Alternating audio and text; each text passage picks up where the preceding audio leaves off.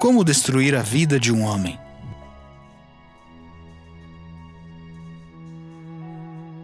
Qual é o crime mais cruel? Podemos apagar as páginas do livro da vida de uma pessoa e reescrevê-las? Existe criminoso pior do que aquele que destrói sua vida, porém o deixa vivo?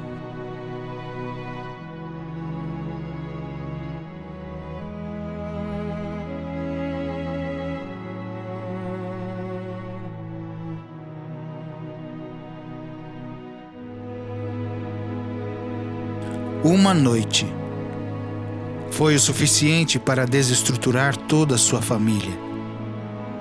Um crime cometido naquela noite fez daquele que era para se tornar apenas mais uma vítima a maior delas.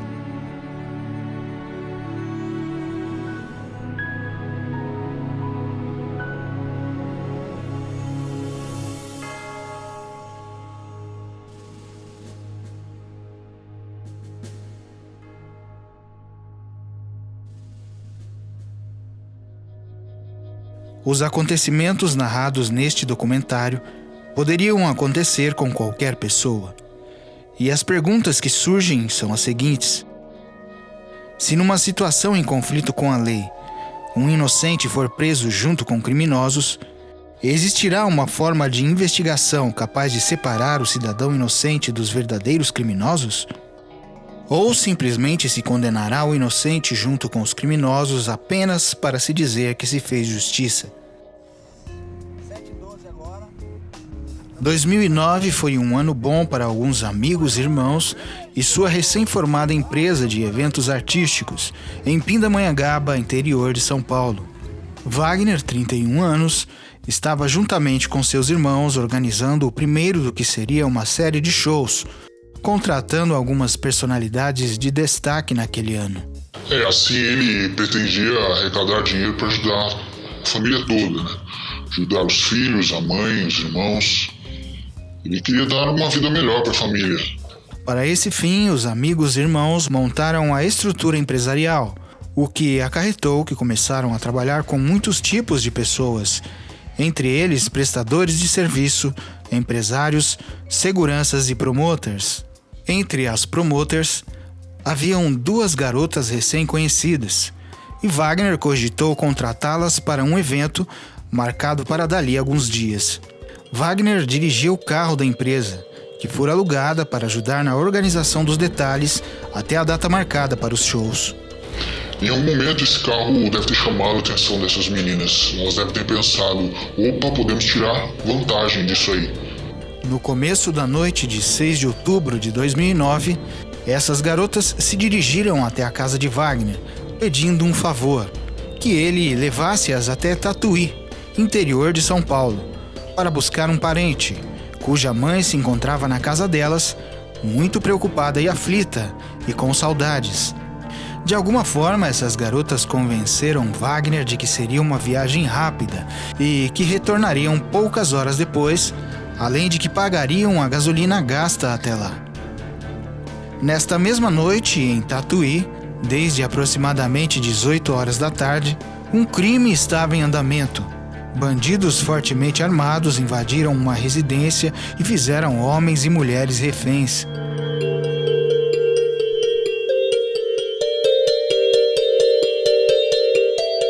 Distante dali, um dos familiares ligou para a polícia, ao perceber que algo estava errado, pois fazia diversas ligações para sua residência e nenhum dos familiares atendia às chamadas.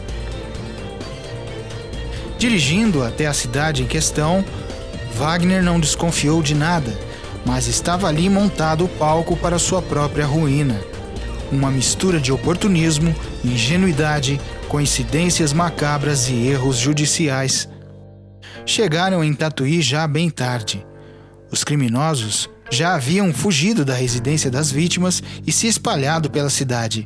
Haviam policiais em cada esquina, e quando eles pararam perto de um grupo de policiais para pedir informações sobre a localização da suposta casa da avó, os policiais decidiram revistar o carro, uma vez que julgaram ser incomum estarem por ali tão tarde. Wagner indagou a um dos policiais sobre o porquê haviam sido revistados, e o policial o alertou para que não ficassem por muito tempo rodando por ali, pois estavam procurando por criminosos foragidos perigosos, e poderia ser perigoso para eles também. Rodaram mais um pouco pelas redondezas, procurando o suposto endereço apontado pela garota. Wagner começou a desconfiar, pois as informações das garotas eram desencontradas e obscuras. Num segundo encontro com os policiais numa parada, pois uma das garotas, grávida, precisava usar o banheiro, Wagner tentou conseguir mais informações sobre o destino confuso que estavam procurando. Mas a essa altura, a atitude das garotas era estranha. Elas pareciam demasiadamente tensas e preocupadas. Tanto que isso chamou a atenção de um dos policiais, e ele ordenou para que todos os três entregassem seus celulares para a averiguação. Um dos celulares, o da garota no banco da frente, continha dezenas e dezenas de registros de chamada para uma mesma pessoa. Indagada a respeito de tais chamadas, a moça demonstrou extremo nervosismo ao tentar explicar-se. Suas informações desconexas colocou os policiais em alerta. Estaria ela conversando com um dos criminosos foragido? De imediato foi-lhes dado voz de prisão. Wagner tentou explicar-se, mas não foi ouvido. Numa estratégia policial, a garota foi forçada a ligar para o criminoso e marcar um encontro. Assim que ele saiu do mato, os policiais o prenderam. A partir daquele momento, Wagner e sua família fizeram várias tentativas de explicar às autoridades o que realmente aconteceu, mas não obtiveram sucesso. Só após 1 ano e 3 meses, graças a um habeas corpus redigido por ele mesmo na prisão com a ajuda de um detento que conhecia leis, sua liberdade finalmente foi concedida. Foi tudo muito rápido. Num dia estávamos cuidando dos interesses da nossa empresa e no outro estávamos tentando provar a inocência dele. 1 ano na prisão, aliás, foi o suficiente para escrever um livro relatando detalhadamente os acontecimentos, intitulado Retrospecto de um Inocente, onde ele relata todo o sofrimento repentino derivado daquela infeliz noite de 2009.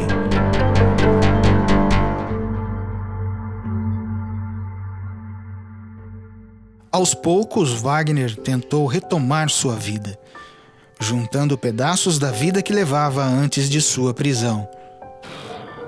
Para ele, pode-se dizer, ele foi um recomeço, né? E com tudo isso, ele perdeu muito. Perdeu suas coisas, a empresa já não era mais a mesma, então ele precisava se reerguer, né? Conheceu sua futura esposa e se casaram numa cerimônia simples com os familiares.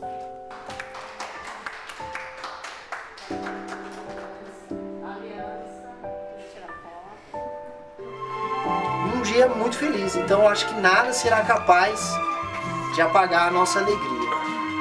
É interessante notar que a alegria ela é uma qualidade interessante, né? Porque ela faz com que os problemas se tornem poucos. Para quem me conhece pessoalmente sabe que a gente está passando por um problema, mas a alegria está ultrapassando a tristeza. Tomara que isso possa acontecer na vida de cada um de nós. Então, ao comer esse bolo, que a alegria vence, tá, gente? Então, acho que é isso. Só queria dizer que eu tô muito feliz.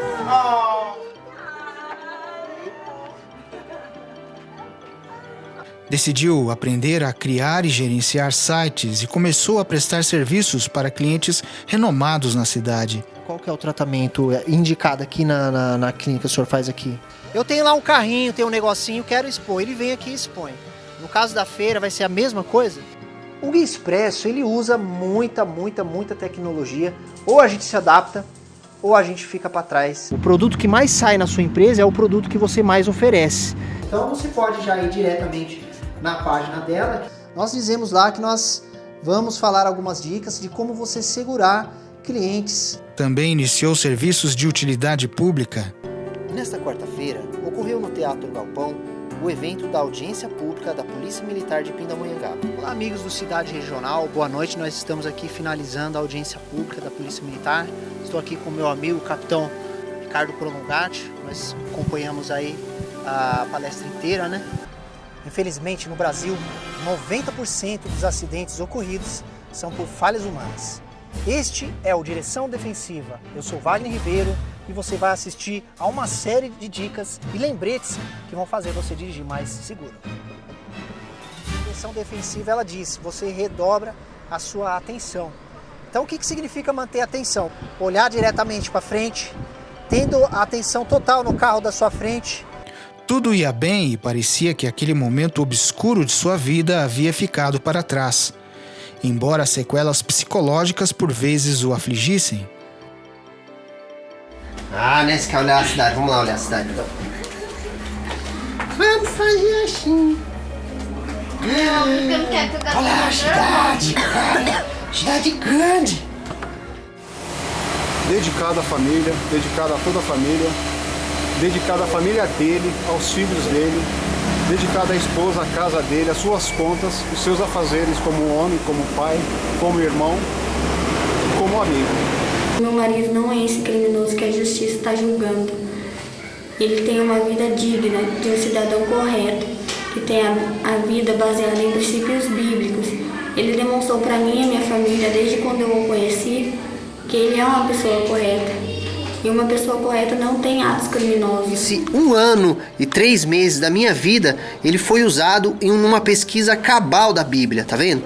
Eu li essa Bíblia aqui, para vocês terem uma ideia, eu li essa Bíblia 2 vezes cabalmente. Aproveitei o meu tempo que eu tive lá, Deus me deu esse tempo, permitiu que tudo isso acontecesse, e eu aproveitei esse tempo para aprender a verdade bíblica de uma maneira que eu pudesse aí acender uma luz para essas pessoas, para que elas possam sair da cadeia e não mais voltar para aquele lugar.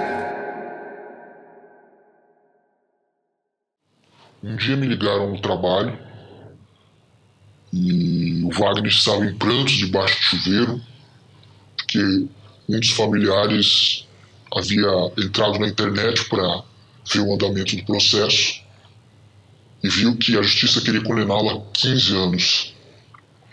Aí o seu mundo desabou, né?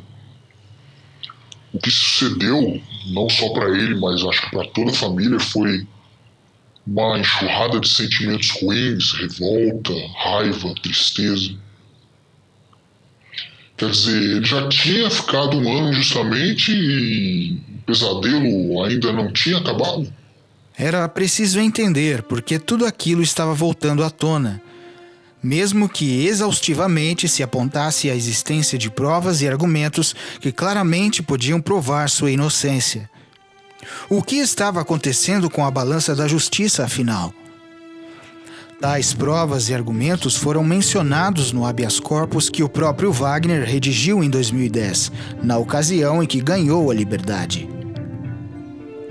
Um dos argumentos para incriminá-lo foi que uma das vítimas, dentre todas, sendo que as mesmas na ocasião do assalto estavam deitadas com os seus rostos rentes ao chão, reconheceu Wagner juntamente com todos os demais acusados. A maioria de nós, eu digo isso por mim mesmo, reconheceria até mesmo o pé grande como tendo estado na cena de um crime contra mim ou minha família. Isso com certeza pesou contra Wagner, mas por que foi o único fator determinante no processo? A ONG internacional Innocence Project aponta como uma das principais causas de condenações injustas o reconhecimento equivocado e generalizado de testemunhas que passaram por um processo traumático em uma situação de violência. O objetivo principal é provar a inocência de quem foi condenado e ajudar a tornar a justiça mais eficiente. Não são poucos os casos de inocentes condenados. A justiça, em muitos casos, se baseia apenas em provas testemunhais, o que pode levar ao erro, já que as pessoas podem mentir. É um velho problema da prova testemunhal, é uma velha discussão, isso não é novo, isso tem séculos, né? E muitas vezes decisão apressada tomadas por juízes, né? E muitas vezes iludido ou que não tomaram o devido cuidado com o processo, infelizmente, né? Eu não consigo explicar como uma pessoa, um cidadão de bem, pode ser confinado a um sofrimento sem oportunidade de estar se defendendo. No meu caso, existem muitos erros que comprovam que eu só estive ali por um acaso. Só estive ali por causa da ardilosidade de pessoas que não fizeram questão de manter a minha inocência, não fizeram questão de preservar. Simplesmente fizeram uso do meu carro, fizeram uso de mim com mentiras e nunca contaram a verdade. Não é justo a justiça prender cada pessoa generalizando sem saber o que ela está fazendo, sem saber quem é esta pessoa. Eu sou um cidadão de bem e essa situação não pode esconder o que o cidadão de bem é, esconder quem realmente é. A justiça terá que buscar um meio para buscar saber quem uma pessoa é. Mesmo que ela passe, mesmo que ela esteja aí diante de uma situação como a minha, mas a justiça não pode permitir, não pode criar uma história simplesmente para manter presa todos aqueles que estão ali naquela situação. Existem pessoas inocentes que podem não saber o que está acontecendo e podem simplesmente estar ali por causa de uma mentira, por causa que não sabe exatamente as intenções daquela pessoa que ela está junto.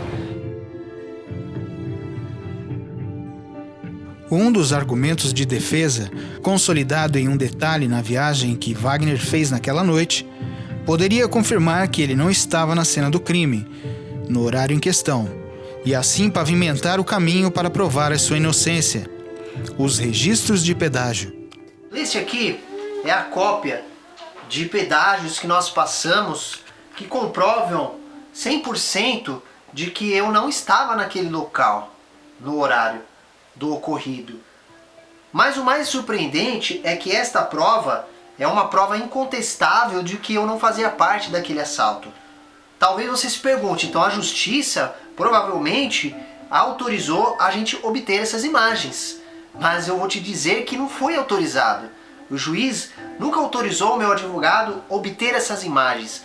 Como uma pessoa é acusada e se diz ainda, como no meu caso, que eu me digo inocente e ela não tem a possibilidade de estar apresentando a sua principal prova?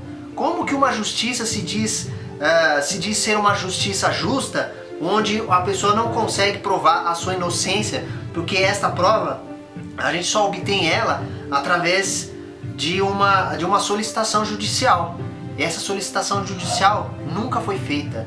O juiz nunca autorizou para que eu pegasse essas imagens e ficasse provada a minha inocência. Além disso, o celular de Wagner e das garotas poderiam mostrar conversas e mensagens que poderiam esclarecer a real natureza dos acusados e suas intenções. Mas, curiosamente, esses itens também foram ignorados. Tá aqui a prova. Esse celular ele foi apreendido. E a primeira coisa que eu pedi para o delegado, faça uma investigação no meu celular que você vai ver nitidamente que nunca houve envolvimento meu com essas pessoas. Que não fosse as meninas eu conhecia por causa do trabalho, mas o parente dela eu nunca vi, nunca conheci, nunca tive nenhum envolvimento com nenhum deles. Sequer sabia quem ele era. Você acha mesmo que se não investigasse esses celulares pra valer, pegasse as ligações, as mensagens, principalmente entre a garota e o parente dela, que não seriam esclarecidas muitas coisas? Talvez uma mensagem, uma ligação dizendo: olha, eu tô aqui com o cara, né, o Wagner, do meu lado, e ele nem desconfia do que a gente tá fazendo. Ou algo assim, com certeza.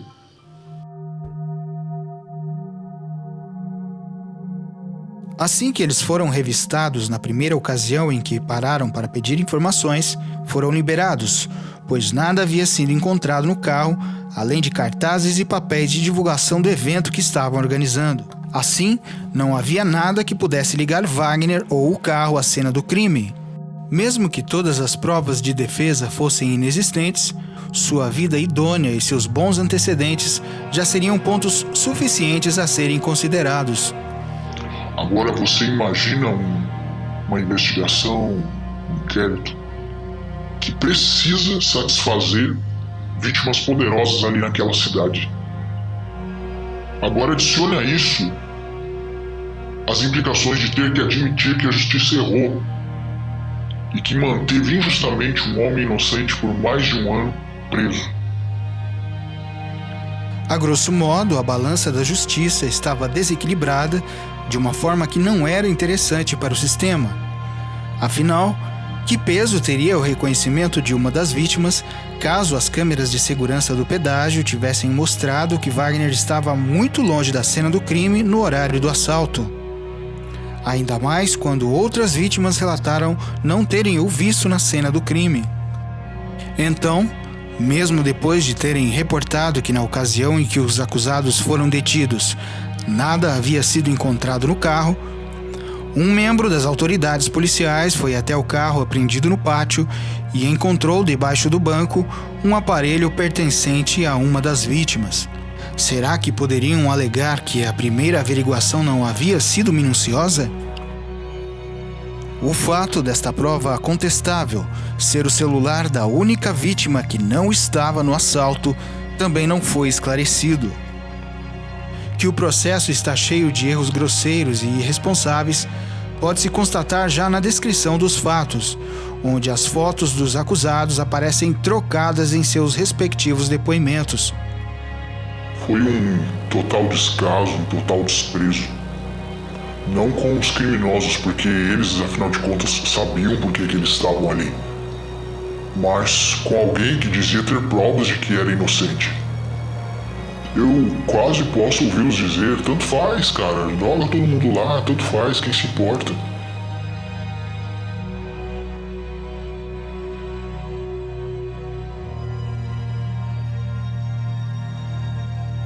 Câmeras de segurança do pedágio versus celular da vítima. O mesmo peso não pode ocupar as duas extremidades da balança da justiça, pois um anula o outro. Então, o que os órgãos ditos competentes fizeram foi determinar que todos eram criminosos. Numa situação como essa, a justiça deveria compensar as vítimas, mas não aumentar o número delas. Compreendes por que o Wagner foi a maior vítima? Porque no final das contas ele ficou no meio. De um lado, os verdadeiros criminosos maquinando mal para tirar vantagem dele. E do outro, a justiça, que não pôde ou não quis discernir que ele caiu numa armadilha infernal. Ambos destruíram sua vida para sempre, pois jamais vamos esquecer isso. O que se busca é a verdade real, mas isso é o que se persegue. Muitas vezes não se consegue justamente por conta dessa precariedade da prova que nos é trazida. Projeto Inocência, né? Elogio que teve aqui e está aí trabalhando, mas onde está a Defensoria Pública brasileira? Essas pessoas, se chegou ao conhecimento desse grupo internacional, de uma ONG, que existia problema desse tipo de condenação, dessas injustiças, dos erros cometidos nos processos, por que não chegou isso lá na Defensoria? Ou será que chegou e não encontrou espaço? Ou será que não deram atenção a esses casos? Seria compreensível se as provas de defesa fossem contestadas ou colocadas sob escrutínio, mas elas foram ignoradas. Mais que isso, foram suprimidas, subtraídas, tudo para mascarar de justa uma condenação que não era justa. O andamento imparcial, legal e ético foi comprometido para satisfazer o senso de justiça de quem? Quando os advogados liam o processo e viam o tempo de condenação que o Wagner pegou, eles perguntavam admirados: nossa, ele cometeu alguma chacina para pegar tudo isso de cadeia? Quando eles liam os detalhes do processo, eles diziam: a mão do juiz pesou nessa sentença. Compreende? Mesmo que ele fosse realmente culpado, ainda assim estaria absurdamente atípico em relação às regras judiciais que a gente tem no nosso país. E o fato dele ser inocente torna essa sentença ainda mais injusta. Torna-se algo monstruoso. O que fizeram com ele é monstruoso. O modus operandi da justiça em relação à sentença de Wagner, na verdade, faz o papel de extensão do crime, uma vez que perpetua o mal iniciado pelos verdadeiros criminosos, aplicando-o a uma vítima indireta e não óbvia. Quando retira suas chances de defesa, condena um pai de família e destrói para sempre sua vida. O destino final de Wagner era claro. Caso tivessem sucesso e encontrassem um comparsa intocado no mato, Wagner provavelmente seria morto e o carro seria usado para a fuga. A despeito das ações daquele que a justiça declarou ser um criminoso sanguinário, restam algumas perguntas. Que criminoso é este que, numa empreitada ilícita, anda com todos os documentos em dia no seu carro, inclusive com materiais gráficos de sua empresa no porta-malas e sua vida exposta no porta-luvas, por assim dizer? Que criminoso é este que não possuía nenhuma arma de fogo em seu veículo? Que tipo de criminoso é este que está procurando o local do crime, de onde supostamente havia fugido, inclusive parando próximo aos policiais para pedir informações? A verdade é que a polícia não teria capturado ninguém se não fosse a colaboração inconsciente de Wagner, que só parou perto dos policiais, primeiro porque não sabia o que estava acontecendo, e segundo, porque confiava na lei e na justiça para protegê-lo dos criminosos ali mencionados, sem sequer imaginar que eles estavam do seu lado. Depois de ter insistentemente tentado expor tudo isso, todos os acontecimentos, todo o mal entendido, ele procurou se amparar no certo, né? Procurou se amparar na justiça. Afinal de contas, ele poderia sim voltar a ser preso, mas só se ele não conseguisse provar a sua inocência. E nesse ponto, cumprir com seu papel de cidadão era importante.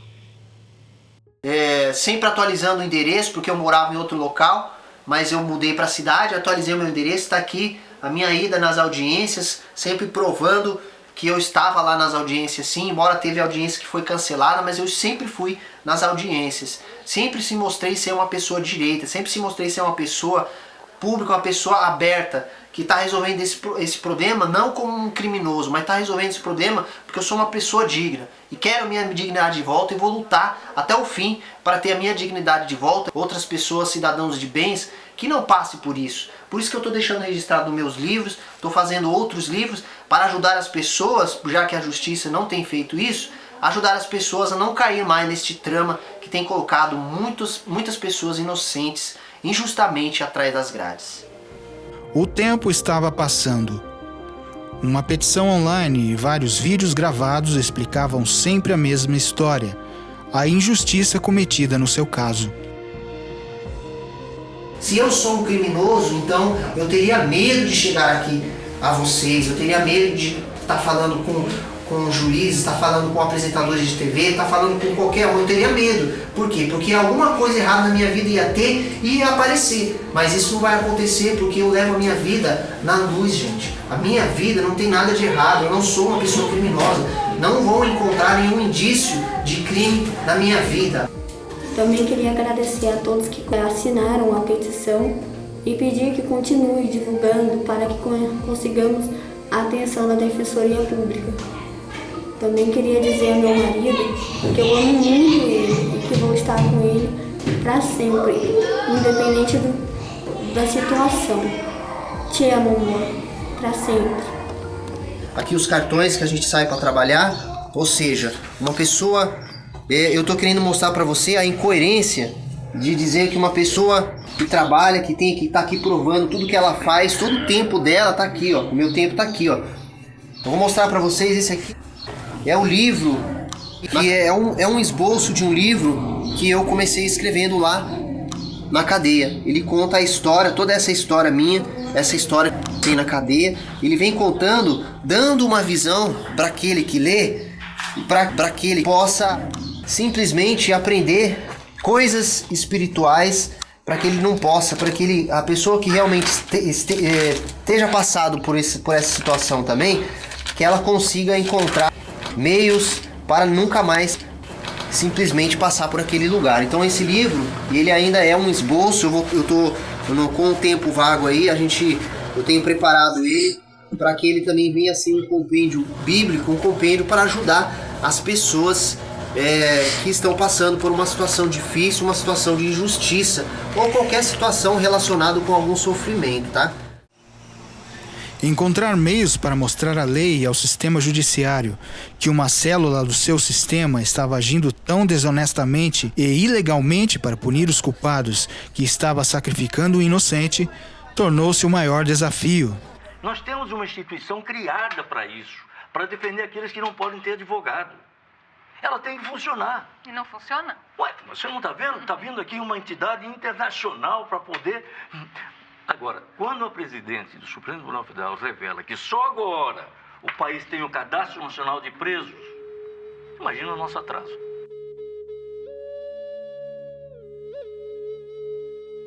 Não está na hora da gente começar a realmente ter algo que possa provar que uma pessoa inocente, ela é realmente inocente? Porque a morosidade da justiça me fez perder 1 ano e 3 meses da minha vida, que mesmo assim eu ainda soube usar, mas mesmo assim a justiça quer pegar tudo isso e quer jogar no lixo. Bom, gente, hoje é sábado, hoje sexta-feira, a gente ficou também numa correria e cada dia está sendo uma batalha. Hoje, sábado, a gente não consegue fazer muita coisa aberta. Só nos restou seguir para a Praça da Sé para a gente estar divulgando esse vídeo para que as pessoas possam aí tá entendendo publicamente o caso. A nossa ideia não é esconder quem eu sou, ao contrário. Esse vídeo ele vai estar sendo divulgado no Brasil inteiro, não porque eu quero, mas porque Deus está do nosso lado e vai nos ajudar. Ele lançou um desafio para a mesma justiça que queria condená-lo, para que ela investigasse a vida dele, a fim de averiguar se o que ele estava dizendo era verdade ou não. Segunda-feira, e eu tô super animado porque eu recebi aí uma ajuda de muitos amigos meus lá de Pindamonhangaba, que disseram que é bom a gente ir pra lá pra estar gravando alguns depoimentos. Meus amigos, as pessoas que me conhecem lá, disseram que é importante a gente também mostrar quem eu sou lá, onde eu moro, e deixar bem público, exatamente, principalmente lá na minha cidade. Conheço o Wagner faz um bom tempo e ele trabalhou aqui com uma pessoa tranquila, não deu problema, um funcionário exemplar, uma pessoa assim que eu não vejo que poderia ter cometido esse erro, que eu acho muito difícil. E eu estou achando uma indignação muito grande do que estão fazendo com ele, pois ele é um cidadão, respeitador das leis, ele é um homem trabalhador, honesto e digno. E conheço o Wagner há 1 ano e eu vejo que ele está sempre trabalhando, é uma pessoa trabalhadora, é uma pessoa honesta. É difícil para mim como mãe ver o sofrimento do meu filho, que é muito grande. Tá bom,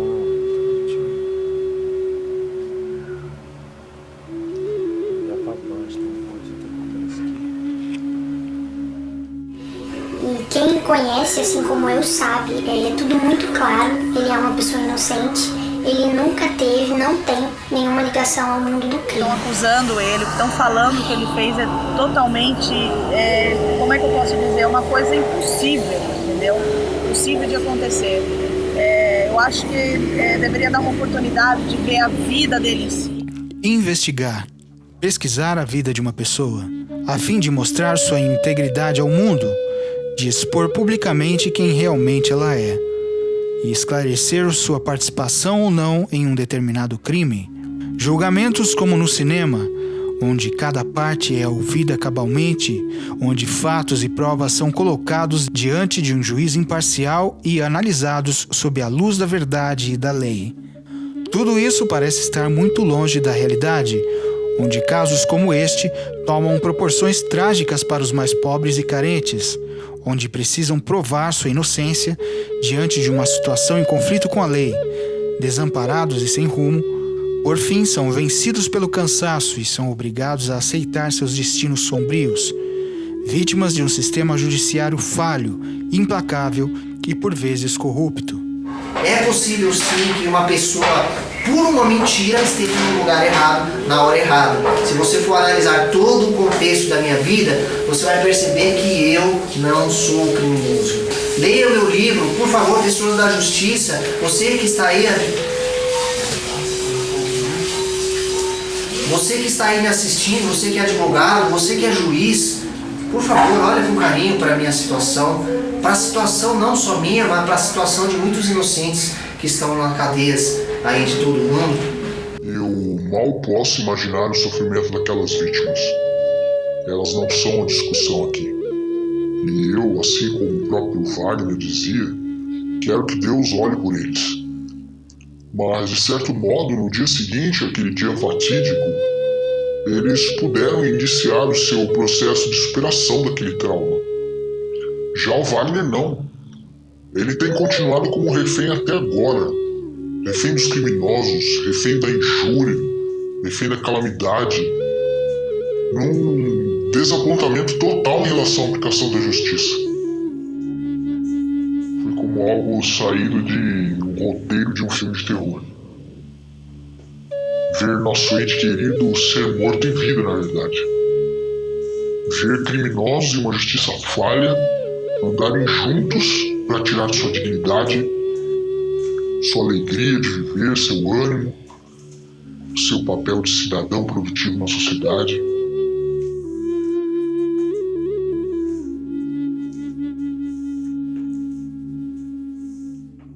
Ele foi incriminado de uma maneira que até então só era possível em livros da Agatha Christie, aniquilando todas as suas chances de defesa.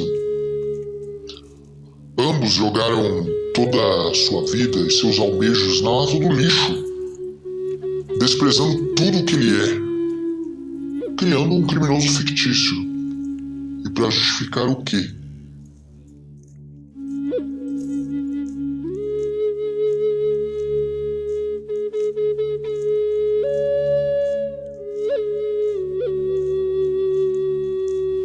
Acho que por fim ele não esperava mais pela justiça do homem, porque só Deus podia ajudá-lo.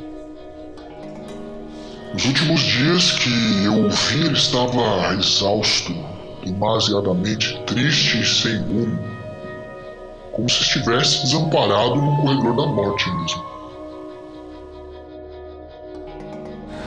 Por favor, você que tem acompanhado o meu caso, por favor, me ajude a ter a atenção do país inteiro para o caso de pessoas presas injustamente.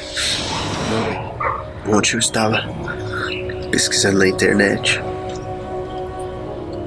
e vi casos de pessoas que pegaram carona com uma pessoa que andava com droga, mas não sabiam. E essa pessoa conseguiu provar sua inocência, mostrando que estava ali por acaso. O meu caso é semelhante. E o defensor público que disse essas palavras, eu já enviei um e-mail para ele. Estou tentando falar com esse defensor para que ele possa ver a trama que tem se repetido aí no Brasil inteiro. A minha paz, eu não sei onde está minha paz, eu não sei onde está minha alegria. Cada dia que passa tem sido mais difícil. Eu penso em tudo, penso como as pessoas que eu amo, como que vai ser a minha esposa. Tenho sonhos que estão sendo jogados fora. Tudo está sendo jogado fora.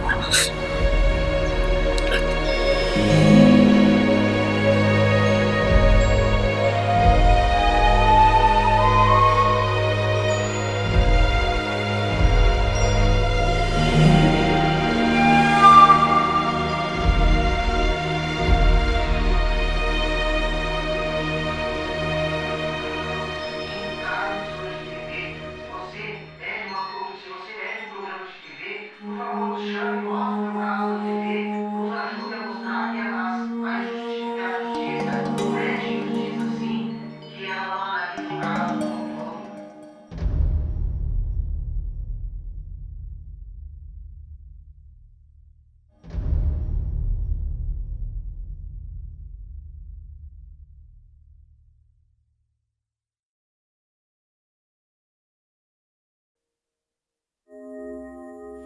Quando somos crianças, nós não imaginamos um futuro cruel.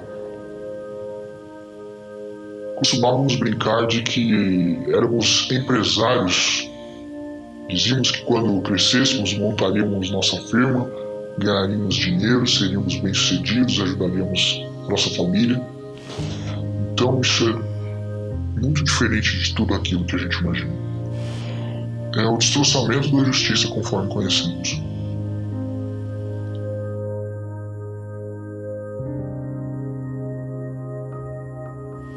Hoje, se você for numa penitenciária em Guareí, você irá encontrar um homem magro, de olhos fundos, tristes,